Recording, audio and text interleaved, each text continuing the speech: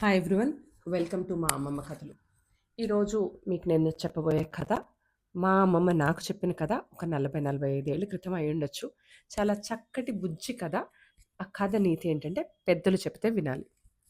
పెద్దలు చెప్తే వినాలి అన్నమాట చాలా బోరింగ్ స్టేట్మెంట్లా అనిపించే ఈ రోజుల్లో పెద్దల మాట అంటే వాళ్ళకి ఏమీ తెలియదు అని అనుకునే ఈ రోజుల్లో చిన్న పిల్లలుగా ఉన్నప్పుడే ఈ యాటిట్యూడ్ బిల్డ్ చేయకపోతే చాలా పెద్ద అంటే రేపు మీరు ఇబ్బందికి గురవుతారు, వాళ్ళు చాలా ఇబ్బంది పడతారు. Let me get into the story and then morals మనం తర్వాత మాట్లాడుకుందాం. ఇది ఒక జంతువులున్న కాలనీలో ఒక కుందేలుకి 4 పిల్లలున్నాయి. అది రోజు ఆ పిల్లల్ని ఇంట్లో వదిలి బయటికి వెళ్ళి అది తిని వాళ్ళకి కావాల్సిన ఆహారం అది తీసుకొస్తూ ఉండేదన్నమాట. ఇలా జరుగుతూ ఉన్న క్రమంలో వాళ్ళు ఒక కోడ్ పెట్టుకున్నారు, అమ్మను పిల్లలు.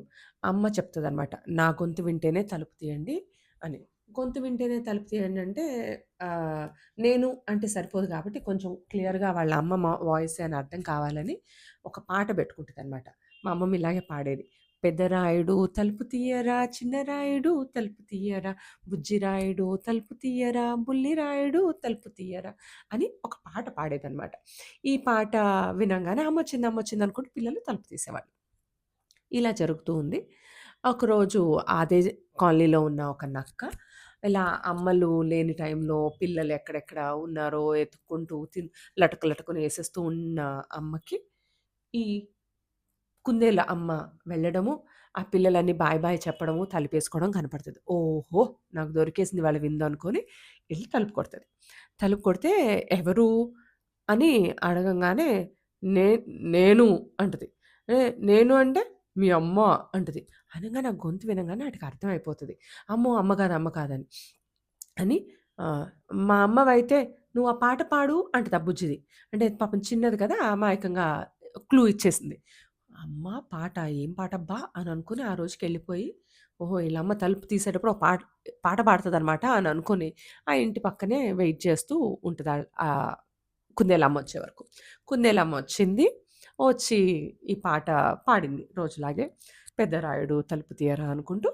ఇది విని ఓహో! 4 ముక్కల పాటే గదా! ఇంకెంతసేపు రేపు అయిపోయేదిరా మీ పని అనుకుని ఆ రోజుకి వెళ్ళిపోతుంది. తర్వాత రోజు వాళ్ళ అమ్మ వచ్చే టైంకి కొంచెం 5 నిమిషాల ముందే వచ్చేసి తలుపు కొడుతుంది. ఎవరు అంటే, "నేను మీ అమ్మ" అంటే, "మా అమ్మ గొంతులా లేదే" అంటే, "జలుబు చేసింది కదరా నాకు" అంటది.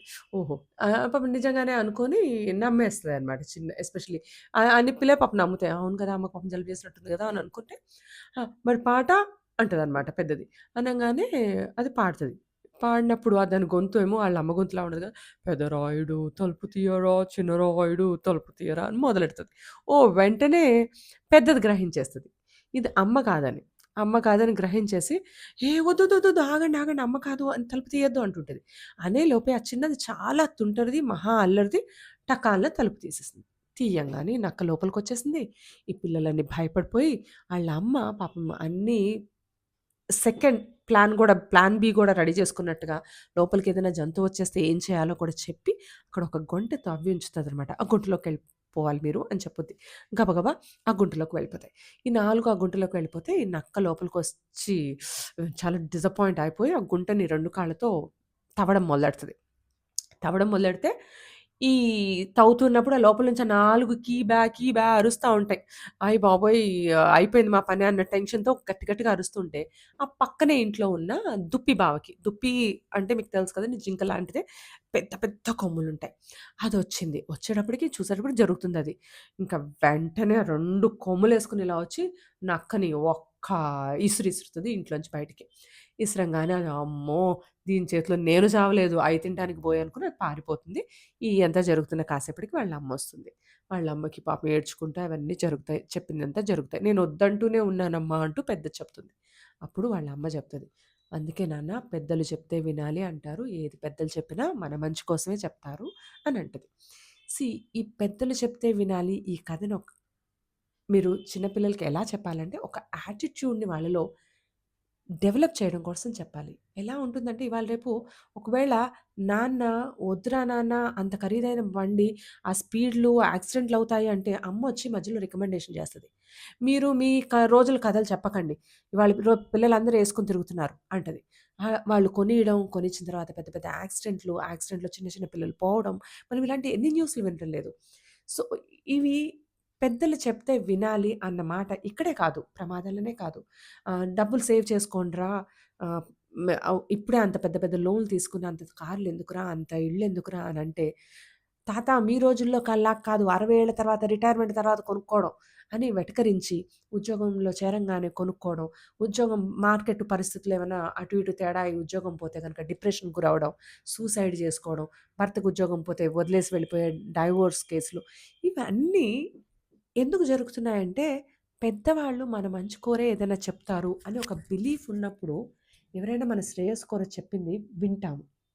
సో, నా విన్నపం ఏంటంటే, పిల్లలకి మీ ఇంట్లో ఎవరైనా ఒక మంచి చెప్తుంటే, ఇంకొకళ్ళొచ్చి మధ్యలో నీ చాదస్తపు మాటలన్నీ చెప్పకు అని అనకండి. వాళ్ళని విననీయండి. వాళ్ళంతట వాళ్ళు ఏది తప్పో, ఏది ఒప్పో నిర్ణయించుకునేంత శక్తి వాళ్ళకుంది. విననీయండి. So, I hope you have like this story. పెద్దలు ఏది చెప్పినా మన మంచికే అన్నమాట గుర్తుంచుకుంటారని, మీరు గుర్తుంచుకుంటారని, మీ పిల్లలకి చిన్నప్పటి నుంచే ఇది ఒక మంచి విత్తనంలా నాటుతారని వాళ్ళ బుర్రల్లో, వాళ్ళు పెద్దయ్యాక మంచి పిల్లలుగా ఏంటంటారు పీస్‌ఫుల్ లైఫ్స్‌తో ఉంటారని ఆశిస్తూ సెలవు తీసుకుంటున్నాను.